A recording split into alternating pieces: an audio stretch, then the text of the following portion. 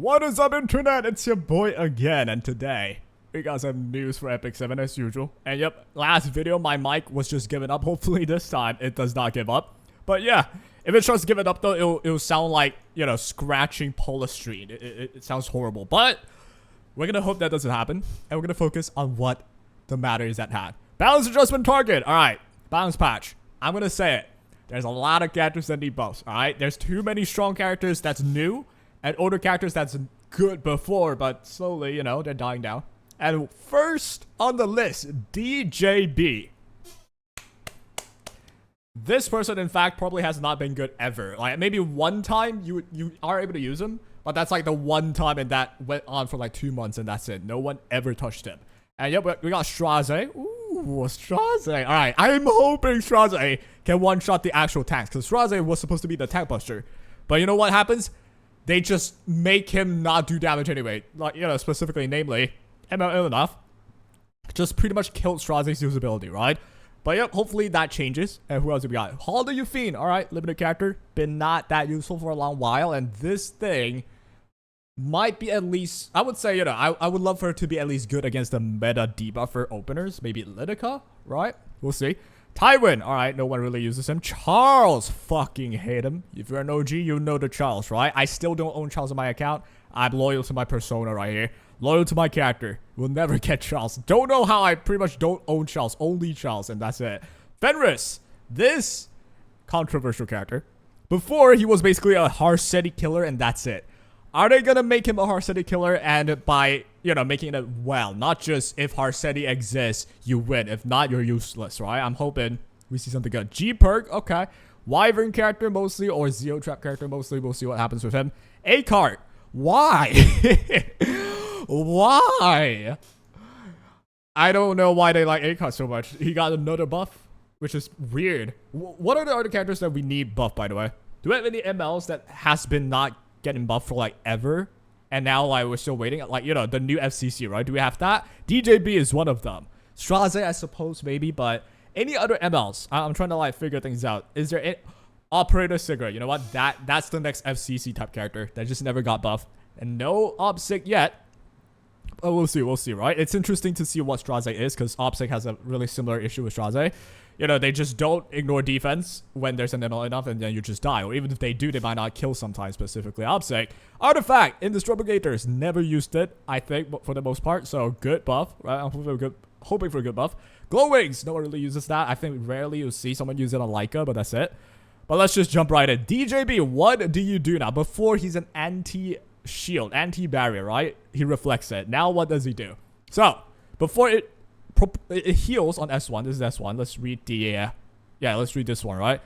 It recovers health proportional to target's max health and catches attack. This is weird because you don't want attack on DJB. You want health on a healer, right? That was one of the like more, you know, weird things that's redundant on him. Now it changes to only proportional to target's max health. I don't even like this that much, because that means on lower health character, you might not get that many heals. Like, I don't like that. Just make it proportional to his own health, right? I feel like that would be fine. But let's just keep reading. Alright. So, Bastet Roar should be the S3. Desert Storm should be the passive, right? Or rather the S2. With a Sandstorm, inflicts barrier inversion, so this is what happens before. Dispelling 2 buffs and 100% chance to decrease CR by 20. Still, oh, so you don't have to care if they have barrier anymore. Before, the problem with him is you have to have barrier on the enemy, and then you reflect it. But now, you don't have to necessarily invert the barrier. You still get the Dispel 2 buffs. And then you land debuffs, right? Or rather, the CR pushback. Now, he's an actual potential opener. Or like a close racer, right? The enemy is like, I was beating you, debuffing you. You get Eternus cut. And then you S2, S3. Right? That's what I'm thinking. So, solid stuff. Right. Bastet Roar, though. This one's big. What does it do? Dispelling all debuffs from all allies, granting immunity. This is already what happens before. And, by the way, I forgot to mention this. The Sober on S1 from 20 to 10. This is pretty big. You can stall with him, that means. Alright, let's just read this again. Dispel all debuffs from all allies, granting immunity for 2 turns, increasing CR by 30%. When this skill's not on cooldown, if attack grants 30% damage reduction. Ooh. And the constellation's changed to Taurus. I don't even know what this constellation does, but I assume it's probably speed. I'm hoping it's speed. I think it's speed. Let me... Whatever, right? It's not that... it shouldn't be that big of a deal anyway. because I don't think you're going to be racing with him, but a close second, I think, should be solid, right?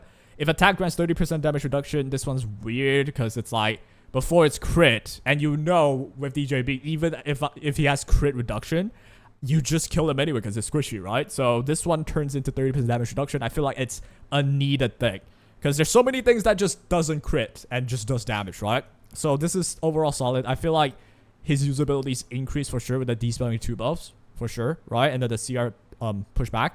Overall, though, nothing too insane is what I'm thinking, right? So, I don't know. I don't feel like we're gonna see too much of him. Unless, can I search this up? I want to search this Epic 7X. Do we not have that website? Alright, if I can't find it, here we go. So, Taurus, right? What does Taurus buff? That's what I want to know. So, is this Taurus? Haha, I don't know what Taurus is. Taurus sign.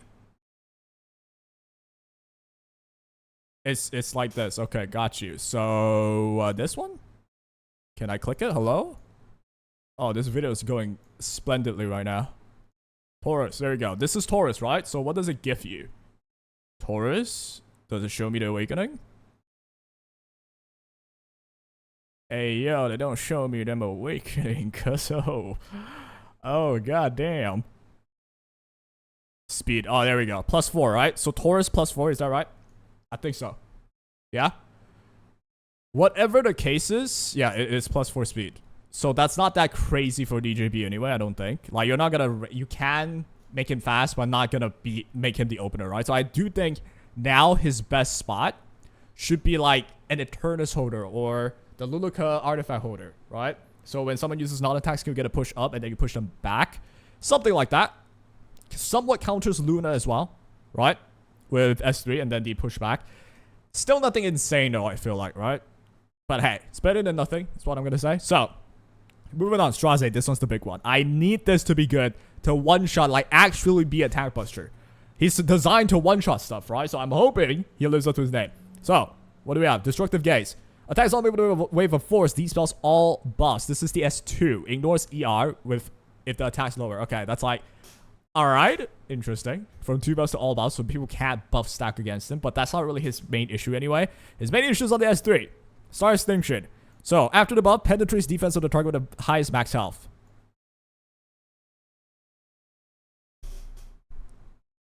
What? Before, it still matters with your attack, right? Your attack has to be proportional to the target's attack, like greater than, and then you get to a maximum 100%. But usually when you want a tank boss, an FCC for example, that's 30k health, you don't have to care about the attack because FCC doesn't have attack. Now that thing is removed. But then, does this change anything? You still need to build attack, right?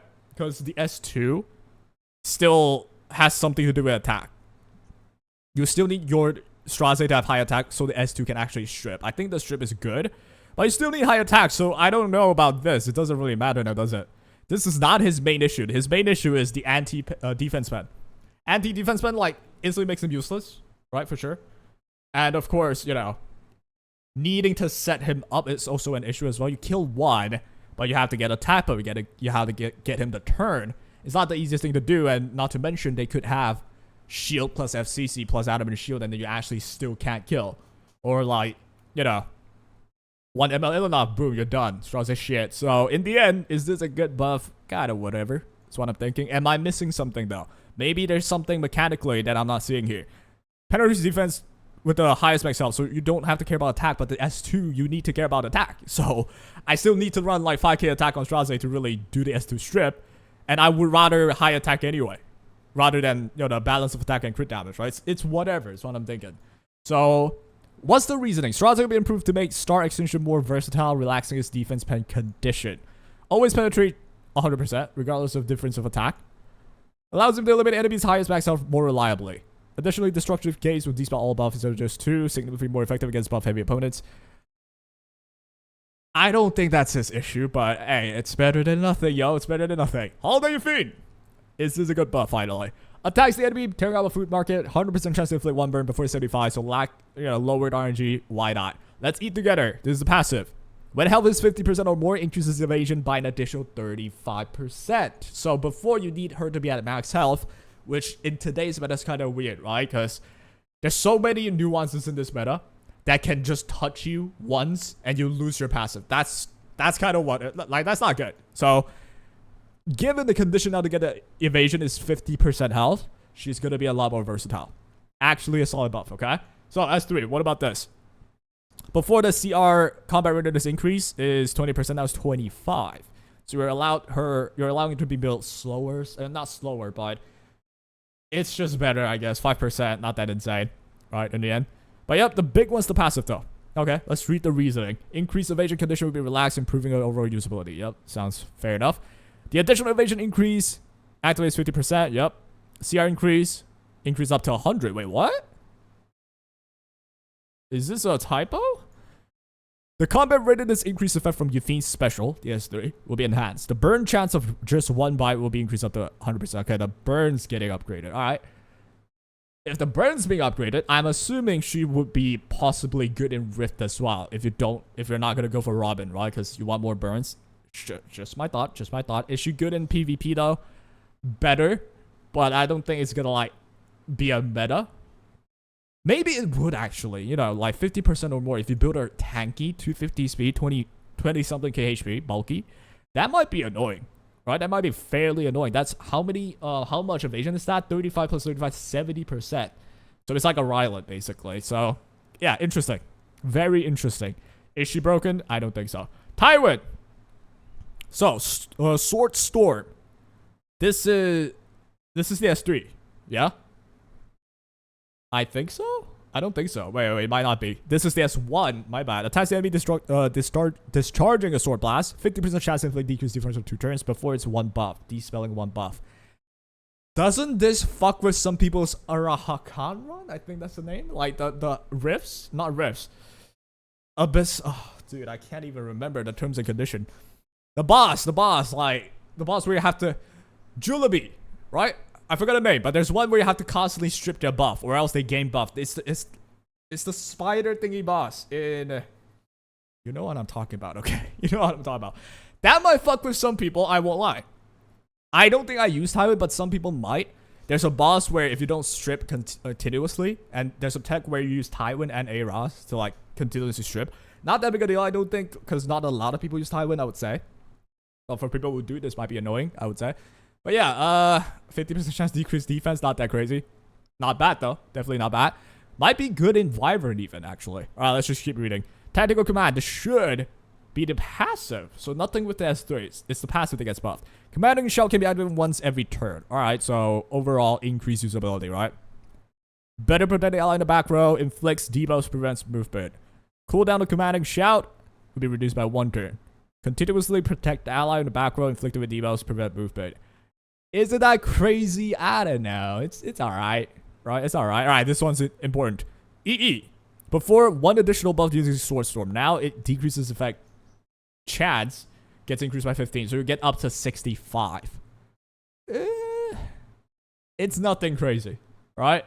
Am I capping? I think I'm not capping, right? It's not that crazy. It's I. It's better than nothing. Alright, Charles. I would rather you remove this character from the game. But we'll see what you do now. Before, 60% chance to decrease defense, and then you can proc the S2 again, right? So let's say slash, what happens? 70% chance to dispel 1 buff, alright? After attacking, 50% chance to activate smash as an extra attack. When the caster is granted 3 or more buff, double the effect chance. So you buff stack on him, get up to 100%. Alright. You still want to put Elbrus on, so in the end you need a team with a lot of buffs. That's the condition. What about smash though? Absorbing some of the damage as health increases CR of all allies by 15. Alright, he doesn't need that. He doesn't need that. Why do you need to increase CR? That makes no sense. But yep, hold on, let me read this better, okay? This is the S2. And it absorbs some as health, so he's now like a really good bruiser that can heal again. Oh, I'm having nightmares already. And okay, continues to get CR as well. Holy shit, that's annoying, dude. Fateful Strike. What about this though? Attacks all enemies by discharging a sword blast. Grants increased attack, increased defense to all allies. He didn't get this before, right? Grants counter attack to the caster 2 turns when there are 3 or fewer enemies. Damage dealt increases as enemies become fewer. 2 big things. 1, increased defense. 2, counter attack to the caster. This was not here before. Alright, before, it's only himself that gets the defense buff. Now you also get a 10 soul burn for 2 turn decrease cooldown, right? In terms of cooldown, right here. I actually think this is stupidly good. No? Let's just read the E as well, though. So, E number 1 increases buff D-spell chance of slash by 25, so it goes up to 100. Ooh. 100% chance to D-spell 1 buff. That's pretty good. Increases damage dealt by smash for the second E. I don't think you're going to run this. I think we're going to definitely run S1. So every time he touches anyone, you get a D-spell, right? So, Charles might be back. I think there might be people who are going to try, like, you know, ML Ilona for FCC or ML Arunka, and then have a Charles at the side. The enemy's like buff stacking, right? So, interesting. Is he going to be broken? Maybe, honestly, right? What's the cooldown on this? I feel like it's really short. You sold it with 10. That's so cheap. So you can continuously get this. Get a full defense buff. Get perma counterattack buff. Can it be countered? Of course. More Telix. Boom. There you go. Or, you know, I'm assuming since he doesn't scale off HP, right? Does he? I don't think he does. It doesn't say he does. So, assuming he doesn't scale off HP, I forgot what he does, honestly. That means you can still potentially one-shot him with a lot of, like, burst characters because you wouldn't have as many, HP, but then people could build him bulky just for like the strip and then for like some damage, right? Minimal damage, more survivability, that could be annoying as well. The damage converting as health with the smash, that could be annoying. Elbrus with counter attack buff, that could be very annoying. Just saying, but yep, counterable against him, you know, just use Mortalix. And yeah, not bad though, not bad. I like that. That's the winner for me so far. All right, Fenris, this one's important. Before they wanted Fenris to be the anti-Harsetti. Can he be an anti-Harsetti or did they give up? Alright, let's see. So, Magic Arrow now gains 25 Fighting Spirit. Regardless of if it's his turn. Okay, interesting. Unwavering Will. It now dispels 2 debuffs from all allies. Let me just read it well. Starts the battle with 50 Fighting Spirit. After an ally suffers extra attack, counter attack, or dual attack, gains 50 Fighting Spirit and uses Soaring Arrow. Soaring Arrow is the what move? Oh, Soaring Arrow is here.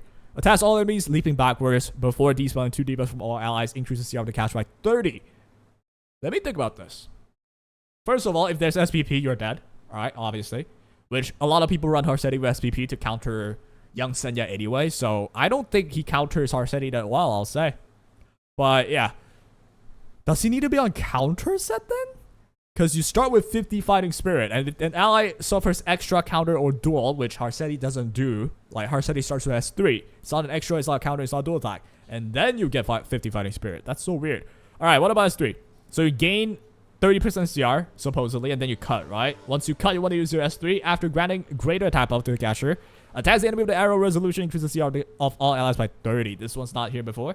When the enemy's max health is greater than the caster's max health, damage dealt increases. Proportion of the 70%. Okay.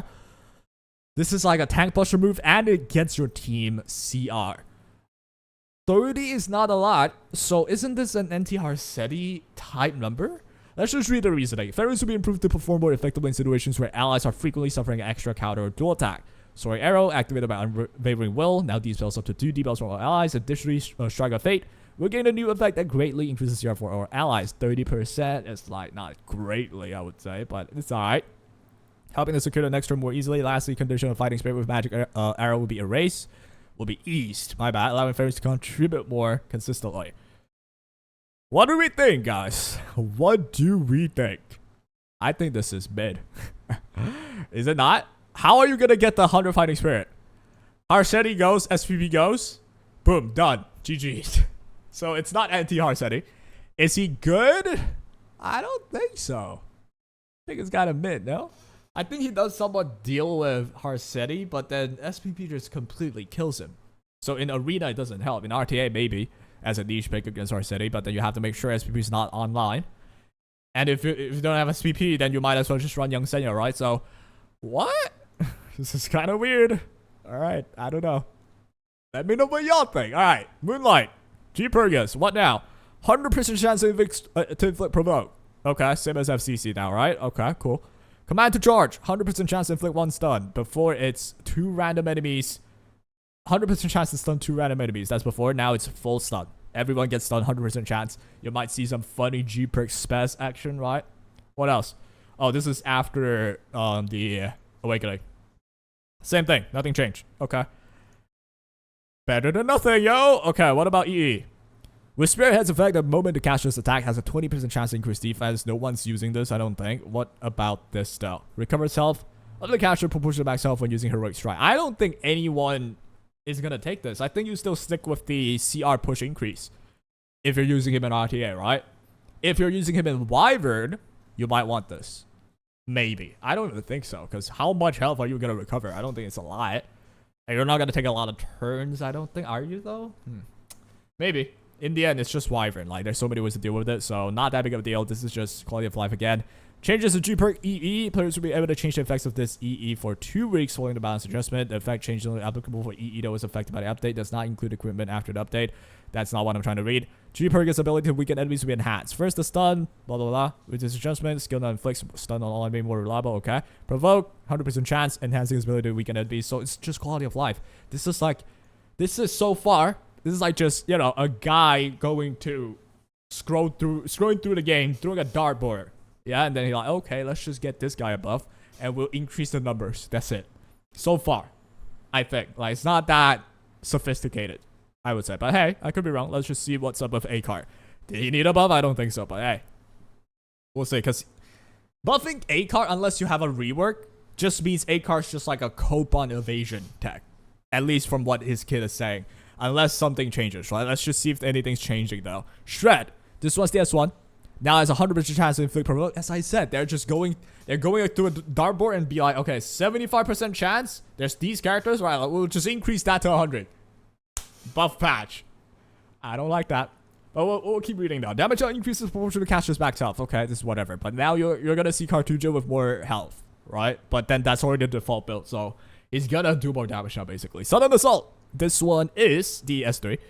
Damage increases proportional to caster's max health. This is the most mid whatever buff ever. No one's gonna use him outside of meme players that wants to like hope on him with Rylet. That's it, right?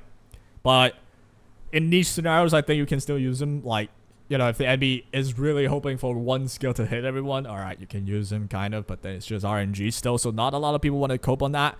But yeah, let's read your reasoning, Smallgate. Assassin Cartujo will be improved that enhances overall usability. The chance to inflict provoke with Shred will be increased up to 100%, making it easier to inflict provoke on enemies. In addition, all of the attacks will gain effect, increases damage, proportional max health, deal more damage as health increases. Mid, bro. That's so mid. I'll say it, that's so mid. Artifacts. What about artifacts? Indestructible Gators. Effect. Before, non-crit is made when attacking with a single attack. Now has a 50, before has a 50 to 100% chance to burn for 1 turn. Now, if a non-crit hit is made when attacking, this might be great for Holiday Yuffie. Alright, before you usually use her own artifact, which has a chance to stun his champion's trophy. Now, Indestructible Gators, pair her with like Robin, the new Robin, and you do a burn team. That could be fun. Is it meta? Absolutely not. But yep, this looks interesting for Holiday Yuffie. Right, so you have a 100% chance to land 1 burn, and with this on, 50 to 100 to land another burn. The enemy could instantly get 2 burns, but is it going to be end of the world for anyone? I don't think so. In certain scenarios, maybe. But not that big a deal. Anti-cleave, maybe. Right, you cut, you S1, instantly 2 burns, the enemy dies if you have no attack. That could be a possibility. But yep, what about Glow Wings? After using a non-attack skill, grants barrier equivalent to 10 to 20% of caster's max health. This is what happened before. It's really not that big a deal, right? Now what happens? Grants barrier equivalent to 30 to 60 per level to all allies for 2 turns. What the flip does that mean? 30 to 60 per level. So it's RNG for every level. That means 60 rolls of RNG. Am I reading that right? No shot. So I'm assuming I have a Leica, green Leica. I have 60 levels on the Leica, and I roll on average 45 for barrier. For every roll. That means I get a 2,700 barrier. Huh? Alright, let me just read the reasoning. The barrier activation and condition of Glow Wings will be eased. The barrier strength improved for more stability. I might be reading it wrong, but let me read it again after. After using a non-attack skill, barrier strength granted to all allies will now increase proportional to level. Not caster's max health, allowing the artifact to be used effectively on lower max health characters. Does anyone understand what that means? Because what I'm understanding is this is similar to... Oh god, who does this? Jesus Christ, like... Lua? Is it Lua? Ah, I forgot, man. There's one character that gives you barrier based on her own level. I forgot what the name was, but is this the same thing? 30 to 60 per level to all allies. That means I would assume that's what it reads, right? If I have a Leica that's level 60, that means for every level, it's 30 to 60 barrier. That means 60 levels means 60 times 30 to 60. And turn that into barrier. So if I roll like 40, I get 2.4k for a barrier. What if I roll 30? What if I'm just the unluckiest man alive? So 60, and I rolled 30. 1.8k shield.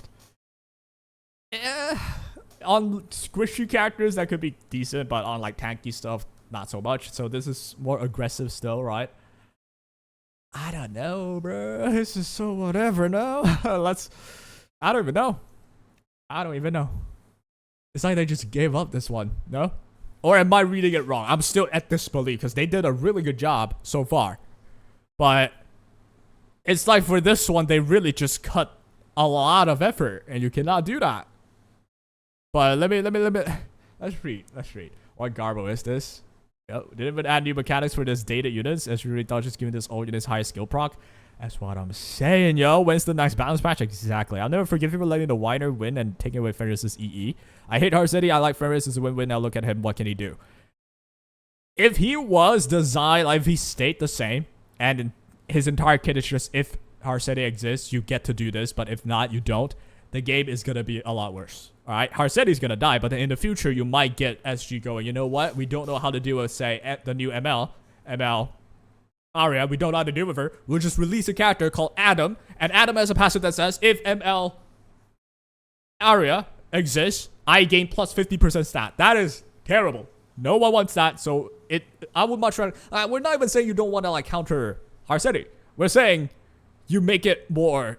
You make it less, like, just directed... Yep. If Harsetti, the name exists, then you do this, but otherwise you're shit. Do something like, you know, if landed 2 debuffs that... If you're landing something with restricting your CR, you can proc something. It doesn't have to be something like, oh, full cleanse and everyone gets 100% CR. It doesn't have to be like that. But it could be like a cleanse your whole team for 2 debuffs, push yourself forward, S3, push yourself forward, right? And then instead of fighting spirit again, like Young Senya, use some other mechanic. It could be even a new mechanic, who knows? Or just focus, all right? Focus could be good. If start the fight with 3 focus. For every debuff landed, you gain 1 focus. Okay, that might be too broken, but for every... It's hard. You can tell I'm not designed to be working in a balance department, but at least don't make it be like, all right, guys, I don't know what to do. If Harsetti exists, you get to counter it. That's bad. All right, that's bad. No meaningful changes to ML enough. FCC boss are good meta. Hell Knight meta. Knight's best unit. Hate this meta. Sheet balance. Let's sleep, guys. Well, I can say disappointed. 8 heroes. 5 of them are the same. Rewarding skill, which does the same thing. DJB, Charles, and Ferris got good balance patches. Is Ferris that good? I feel like it's kind of mid. Charles is decent, right? DJB, whatever. It's all right, though.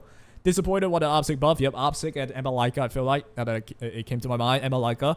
They need some buffs, dude. 2 months of waiting for something good. B team balance patch. Yeah, they've been cooking good. But you know what, man? All right, you cook. Recently, you cooked well. I'll tolerate a mid one. All right, I'll tolerate a mid one. But next one is going to be big. Expectations were very high and still got disappointed. Question mark. Yep, I bet. Remember the condition of back row ally to be attacked for time with a commanding shout? Maybe. Charles buff. ER Charles incoming. Screw ER Charles. Screw Charles. Kill. Alright, let's not go there. Worst balance patch ever. Congratulations. I kind of agree, you know. Like, this is mid at best. Because they just went, dartboard, this guy is 75%, make it 100. Balance patch. Let's go. Oh my god. Alright, is there anything else though? I don't think so. And that's it. Wow. That is it. No collab, no nothing, no good buffs. Like, I don't even think there's a single one. Maybe Charles is decent, but that's it. Because the rest is like, whatever. Why would I still want DJB, right? Because the Baron version's good. But then you only push him back. I don't know, man. I don't know. Let me know what you think. Conclude, though. probably one of the worst balance patch comparatively in recent times. Should we tolerate this? Sure. Like, they've been cooking quite good, but I guess you could forgive them for this one bad one. But me? I'm gonna be neutral. Alright? I don't think it's good. Like, I feel like this is just quality standard. Ironic coming from me that dropped my quality for all content, but hey, I'm hoping I'm gonna be back soon with new editors and shit. Maybe I'll start streaming all of that. But hey, I'm a man of empty promises. You never know about me, okay? But yep, for this one, I feel like you're a professional. You're making money. You're making 2 million every month. You better have a group of people that's actually playing the game.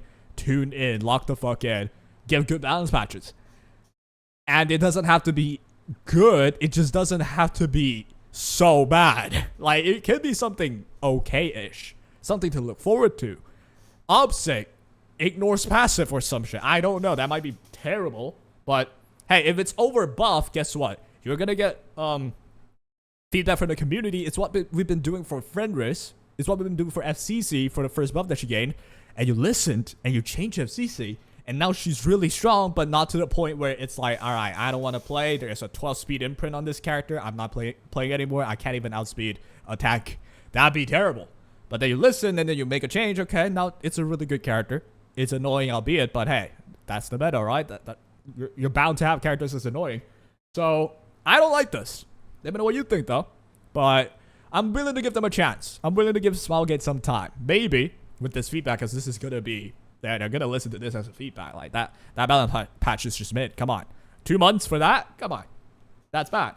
So, I'm sure they will listen. We'll see if they make any changes. But for now... Kind of a mid buff. Kind of a mid buff patch. I won't lie. Let's refresh one final time in case they announce some random shit out of nowhere. But doubt it though. That's all, baby. Let me know what you think.